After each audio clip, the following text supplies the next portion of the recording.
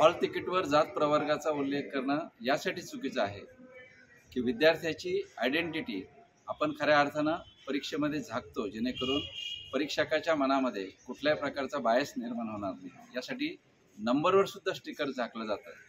आणि इथे तुम्ही परीक्षेच्या हॉलमध्ये विद्यार्थ्याची जात कोणती आहे ही सरळ सरळ जाहीर करता, हे अत्यंत चुकीचं आहे। बोर्ड जे स्पष्टीकरण देते तेही पटण्यासारखं नाही। याचं कारण असं की हॉल तिकीट हे अत्यंत तात्कालिक आणि तात्पुरतं आहे, परीक्षेच्या 15 दिवसापुरताच त्याचा वापर होतो।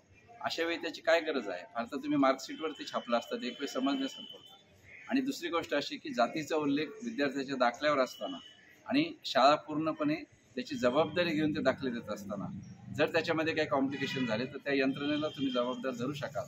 त्यामुळे दाखल्यावर जात असताना पुन्हा हॉल तिकीटवर जात प्रवर्ग टाकण्याची कुठलीही गरज नव्हती। महाराष्ट्रामध्ये आज जात या विषयावर वातावरण अत्यंत भयानक झालेलं आहे।